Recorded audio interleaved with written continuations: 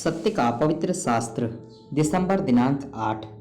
देख तूने मेरे आयु बलिष्ठ भर की रखी है और मेरी अवस्था तेरी दृष्टि में कुछ है ही नहीं।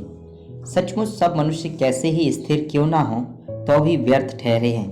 भजन संहिता 39 का 5 पद। अब भजनकार और अधिक गंभीरता से अपने जीवन की आयु पर ध्यान करता है और इस बात को जान जाता है कि यहोवा परमेश्वर ने ही उसकी आयु को एक वालिस्त भर तक सीमित कर रखा है। इस उद्देश्य को पवित्र शास्त्र बाइबल में हम अच्छे से देख सकते हैं। उत्पत्ति 3 अध्याय का 22 से 24 पद। फिर यहोवा परमेश्वर ने कहा, मनुष्य भले बुरे का ज्ञान पाकर हम में से एक के समान हो गया है, इसलिए अब ऐसा ना हो कि वह हाथ बढ़ाकर जीवन के वृक्ष का फल भी तोड़ के खा ले और सदा जीवित रहे। तब यहोवा परमेश्वर ने उसको अदन की वाटिका में से निकाल दिया कि वह उस भूमि पर खेती करे जिसमें से वह बनाया गया था।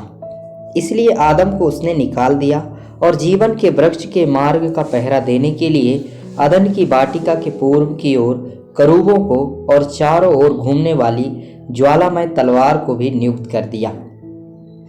यहोवा परमेश्वर ने आदम और हव्वा को अदन की वाटिका में से निकाल देने का कारण बहुत ही स्पष्ट है। कहीं ऐसा ना हो कि वह हाथ बढ़ाकर जीवन के वृक्ष का फल भी तोड़ के खा ले और सदा जीवित रहे।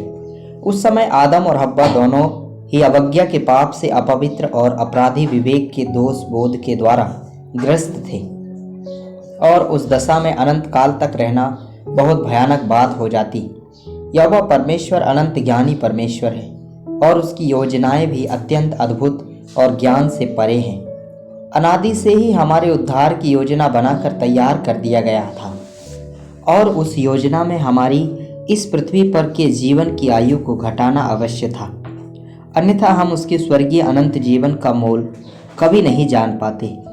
पाप की गंभीरता और अनंत जीवन का मूल्य से मनुष्य को पूरा परिचित कराने के लिए यहोवा परमेश्वर ने उसको अदन की वाटिका में से निकाल दिया कि वह उस भूमि पर खेती करे जिससे उसे परिश्रम और कष्ट भुगतना पड़े और वह परमेश्वर की दया, अनुग्रह तथा प्रेम को पाने के लिए उत्साही हो जाए।